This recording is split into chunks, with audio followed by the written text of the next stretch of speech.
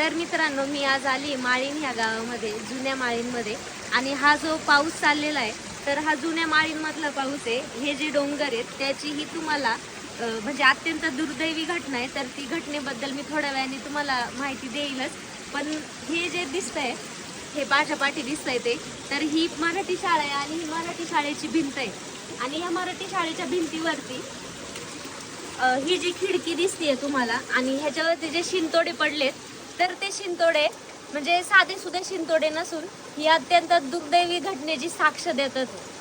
तर आज आम्ही आलोय जुन्या माळीणमध्ये. आणि जुन्या माळीणची घटना ही जी खूप दुःखद घटना, खूप जास्त दुर्दैवी घटना आहे. हे जे डोंगर दिसतात आहे तुम्हाला इथं वरती, हे जे डोंगर आहे, ही इथपर्यंत पावसाने आले होते खालपर्यंत. आणि ही शाळा आहे, त्यामध्ये ही शाळा वाचलेली आहे. इथं ही जी झाडं दिसतात, इथं झाडं नव्हतीच. म्हणजे इथं सगळी वाड्या वस्त्या घरं होती. पण जी दुःखद घटना घडली त्याच्यानंतर ती घरं सगळी ह्या सगळ्या डोंगराच्या मातीच्या खाली गेली. आणि डोंगराच्या मातीच्या खाली गेल्याच्या नंतर सगळं गाव गाडलं गेलं. आणि ही जी दुःखद घटना घडली त्याच्यामध्ये 151 लोकांचा दुर्दैवी मृत्यू झाला. म्हणजे पूर्ण गावच हे मातीखाली गाडलं गेलं त्याच्या घटनेने. तर आता आपण चाललेलो आहे, हे स्मृतिस्तंभ आहे.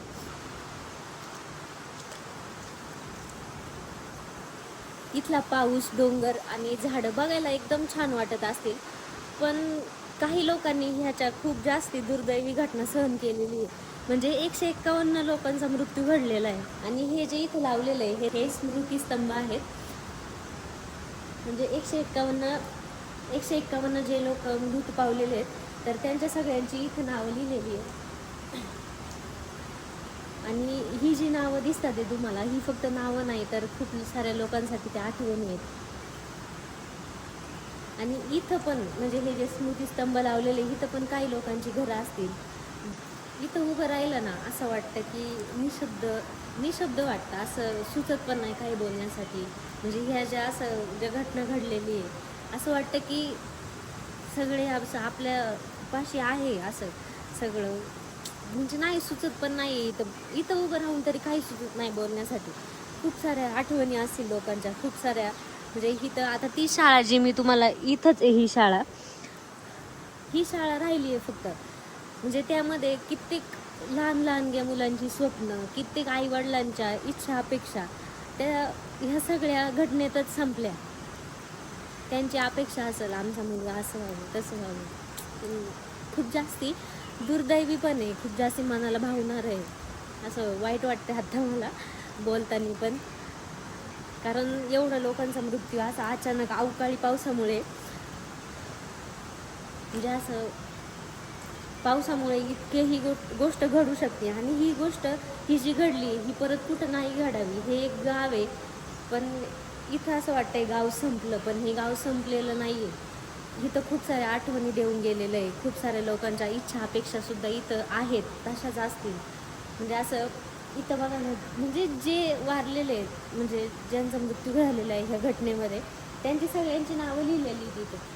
हे स्मृतिस्तंभ जे 3 दिसतात ते, तर इथं आता तुम्हाला इथं वरती दिसत असेल कदाचित, इथं लिहिलेलं आहे बघा, 151 व्यक्तींची नावे. ही सगळी नावं आहेत ती 151 व्यक्तींची आहेत. खूप साऱ्या वेगवेगळ्या आडनावाचे लोक होते ह्याच्यामध्ये. आता इथंच बघा ना, हे लेंडे, दांगट, शेळके, डामसे, भोईर. मला ही नावं वाचायला पण असं हे नाही होते, कारण ह्या लोकांनी अशी गोष्ट सहन केली आहे त्यावेळेस का जी कोणावरती सुद्धा नाही यावं. म्हणजे असं कुणीच ती सहन पण नाही करावी. पण जे व्हायचं असतं आपण म्हणतो ते होतंच. ते काय झाल्याशिवाय राहत नाही.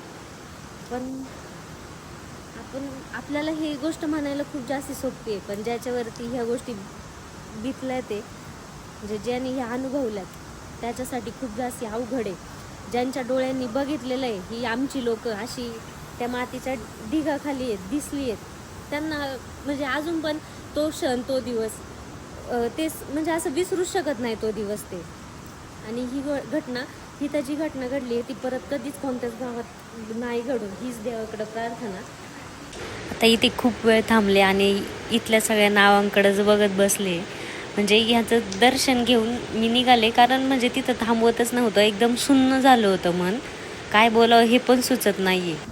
आत्ता जो पाऊस येतोय ह्याच्यापेक्षा खूप जास्ती पटीने रात्रीचाच पाऊस आला होता आणि सुमारे 5च्या दरम्यान काहीतरी हा पाऊस आला होता. म्हणजे अशी ही घटना तुम्ही एकदा सर्च करा गुगलला तर तिथं पण भेटेल. आणि काही लोक पण असं म्हणतात आहे की जी मुक्कामी एस टी असते ती दुसऱ्या दिवशी येत होती इथं, तर एस टीवाल्यांनी पाहिलं आणि ह्या गावात इथं कुठंच रेंज नाही आहे, कुठंच रेंज नाही. अशी जवळपासच्या वाड्या वस्त्यांनी पण नाही. तिथं पलीकडं शेजारच्या गावामध्ये जाऊन ते एस टीवाल्यांनी फोन केला असं सांगतात आहे. आणि काही लोक असं पण म्हणतात आहे की इथल्याच पोटेवाडीचे जे लोक आहेत त्यांनी पाहिलं आणि त्यांनी पुढं सांगितलं, म्हणजे जे प्रशासन आहे त्यांना सांगितलं. हळूहळू सगळे मदतीसाठी धावून आले. हे जे पाठीमागं दिसतंय ते मारुतीरायाचं मंदिर आहे.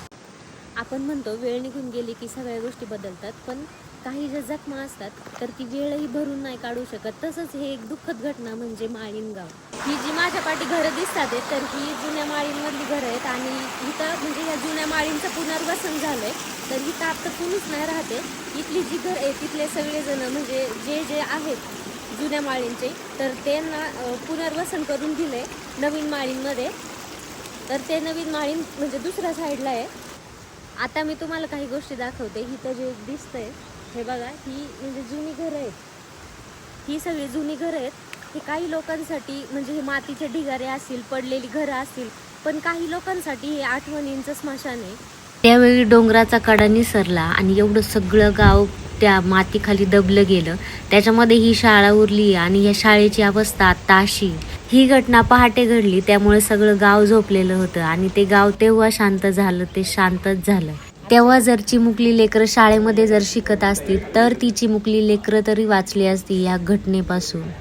आता ही शाळा बघा, ह्या शाळेची अवस्था आत्ता काही अशी आहे. वरती छत गळतं हे, खाली कविता सगळ्या त्या फळ्यांवरती लिहिलेल्या आहेत, उजळणी अक्षरं सगळं त्या फळ्यांवरती तसंच राहिलं. पण जी त्या शाळेत शिकणारी चिमुकली लेकरं होती ती सगळी या काळाच्या घातामध्ये अडकली. ह्या वर्गामध्ये जुना फाळा पण तसाच आहे, छत असं गळतंय, सगळ्या भिंतींना असा ओलावा आलेला आहे. त्या फाळ्याकडे बघून असं वाटतं हा पण वर्ग कधीतरी भरला असेल. इथं पण खूप सारा गोंगाट असेल, पुस्तकं अशी पडलेली आहेत सगळीकडं. बाहेर गेलं तर शेजारच्या वर्गाला कुलूप लावलेलं आहे आणि तिथल्याच त्या खिडकीला जाळी लावलेली आहे, कारण आतमध्ये सगळं पडलेलं आहे, म्हणजे त्याच्यामध्ये लाकडं आहेत. हे तुम्ही पाहू शकता हे कसं दिसतंय, एकदम बेकार दिसतंय हे सगळं.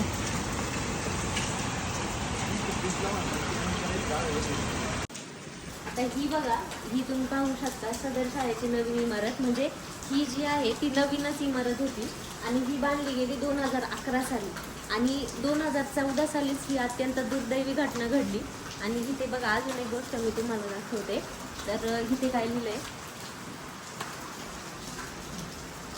तर ही जी मुलगी दिसते आणि इथं तुमच्याच खाली लिहिलंय, डोक्यावर नको हातात द्या, मला रोजगार नको शिक्षण द्या. म्हणजे ही शाळा राहिली, इथल्या सगळ्या ज्या आठवणी आहेत त्या पण तशाच राहिल्या, पण कित्येक मुलांचं किती शिक्षण असंच अधुरं राहिलं.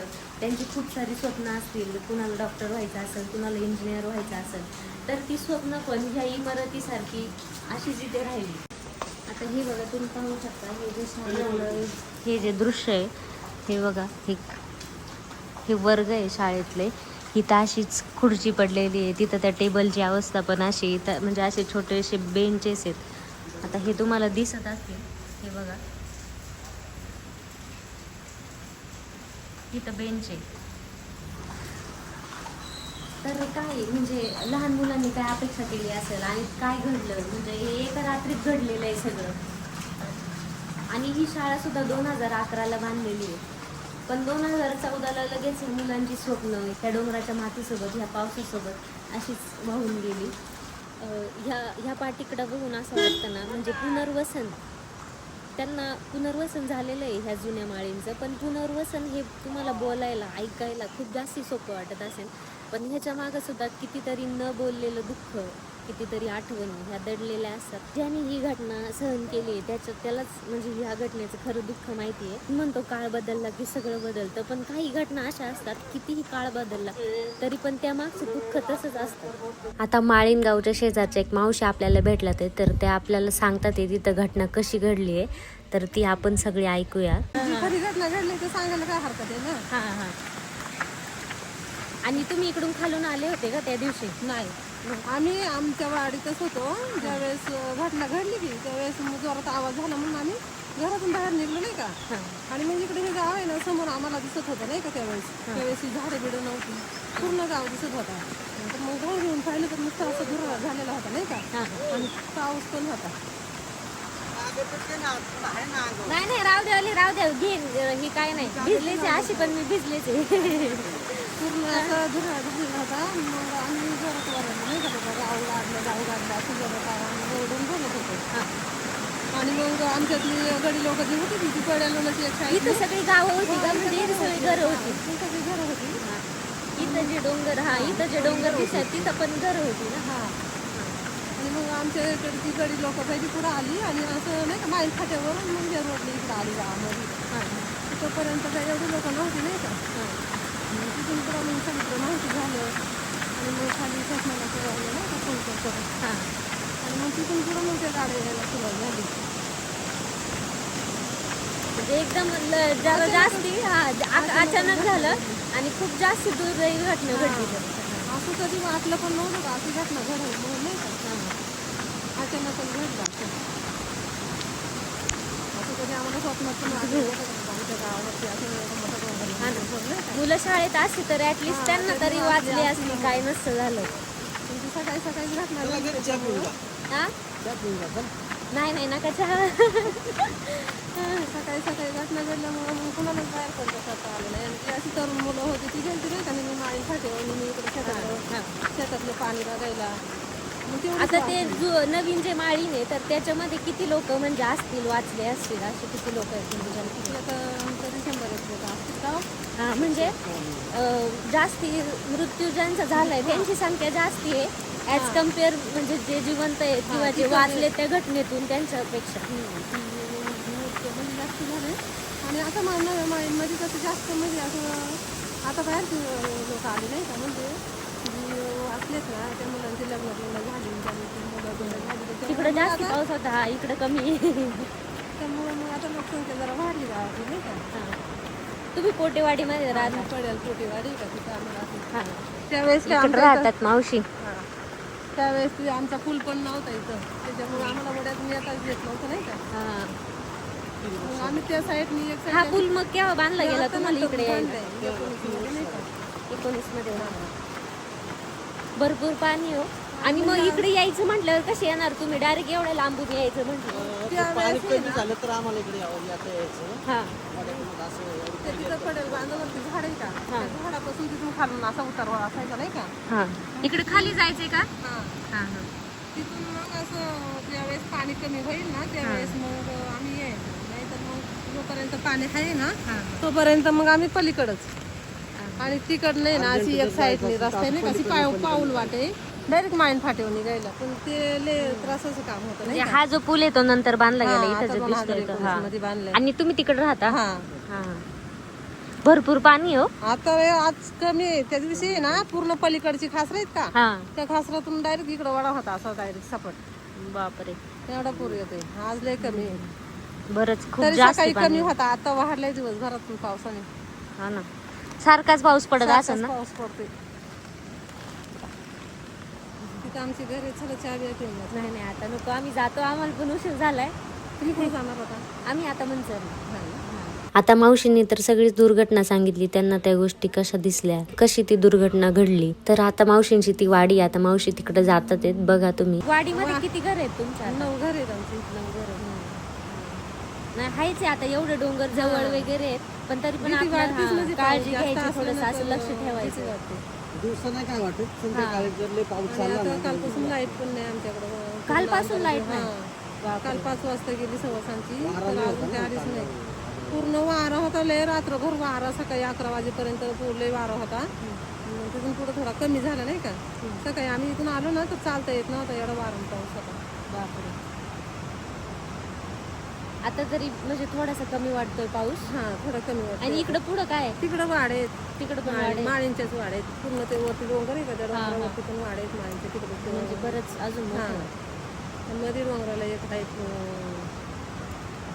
कसरवाडी म्हणून, तिथून वर लिंबेवाडी, इकडच्या डोंगराला कोकणीवाडी. तिकडं ती जी वाडी आहे त्या ज्या वाडीमध्ये आहेत ना 9 घर आहेत. म्हणजे त्यांच्यासाठी ते आत्ता मावशींशी मी ज्या बोलले ना तर त्यांचं असं म्हणणं होतं की बघा आता थांबावर का मी तुम्हाला ते दाखवते. ते कुठनं चाललं ते हे बघा इथनं चालले ते एवढा ह्या ज्या पुलावरतून जाऊन आता ते तिथं जाणार. आणि त्यांच्याशी बोललं तर त्या मला म्हटल्या की आत्ता जर काम नाही केलं तर वर्षभर खायला काय. म्हणजे बघा अशा हालाकीचे दिवस लोक काढतात आहेत. तर 2014 नंतर म्हणजेच ह्या 13 वर्षांनी माळीण गावची परिस्थिती आज काही अशी आहे. ही नैसर्गिक आपत्ती किंवा ही घटना कधीच कुठल्याच गावात न घडो हीच देवाला प्रार्थना.